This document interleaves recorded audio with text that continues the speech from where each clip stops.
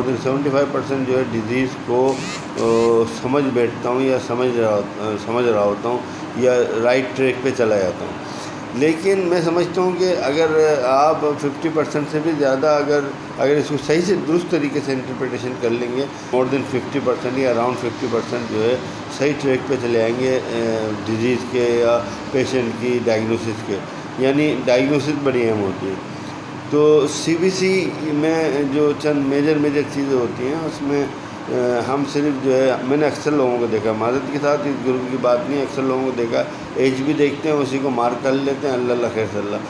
انہیں یہ نہیں پتہ ہوتا کہ ایچ بی کا انٹرپریٹیشن جو ہے نیچے پورا ہیموکریٹ سے ہے، اور اس میں آر بی سی کی جو ہے تعداد ہے، آر بی سی کا اسٹرکچر ہے، پی سی وی ہے، ایم سی وی ہے، ایم سی ایچ ہے، ایم سی ایچ سی ہے.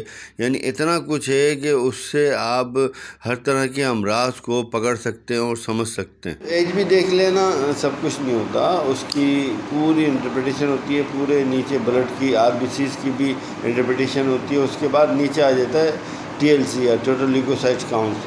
ٹوٹل لیوکوسائٹ کاؤنٹ جس کو ڈبلیو بی سی بھی کہتے ہیں، وہ آ جاتی ہے ٹوٹل. اس کے بعد جو ہے ڈی ایل سی آتا ہے، differential leukocyte count. D L C کی بڑی امپورٹنس ہے دوستو، میں نے شاید ہی دیکھا ہے کہ لوگ ڈی ایل سی کو سمجھتے ہوں.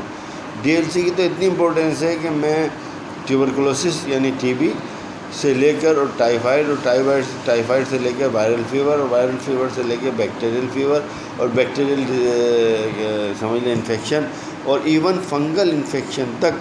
بلکہ مجھے یاد ہے ڈاکٹر داؤد خان تھے، ہیں ابھی ماشاء اللہ، اللہ حیاتی تھے.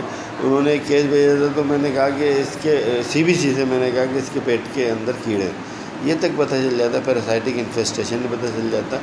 یہ بھی پتہ چل جاتا ہے سی بی سی سے کہ اس کو ہارٹ اٹیک ہو رہا ہے، ہوا ہے، ہونے والا ہے. اس طرح کی ساری کیفیت، یہ وہ ایک ڈیٹیل ڈسکشن ہے جس کو میں انشاءاللہ آپ کو ایک ایک بات کو بتاؤں گا اور سمجھاؤں گا.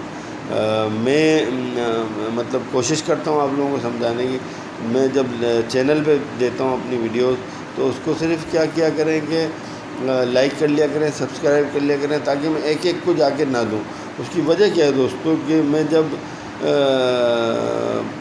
ویڈیو بناتا ہوں، کیونکہ میرے پاس اور تو کوئی میڈیا کی اسٹڈی تو ہے نہیں، کہ مطلب یہ کہ یوٹیوب کی کوئی اسٹڈی ہو یا میں ماہر ہوں اس کا، تو میں کسی نہ کسی سے مدد لیتا ہوں یا بناتا ہوں. بہرحال اس کے بعد ایک ایک بندے کو بھیجنا یا ایک ایک گروپ میں بھیجنا، یہ تھوڑا پینک ہوتا ہے.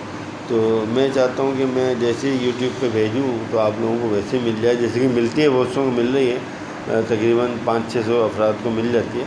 تو پھر گروپ والوں کو چاہیے صرف ایک کام کر لیں، چلے یہ سوچ کے کر لیں کہ میں امیر ہو جاؤں گا، بس یہ سوچ کے کر لیں، لیکن سبسکرائب کر لیں. السلام علیکم.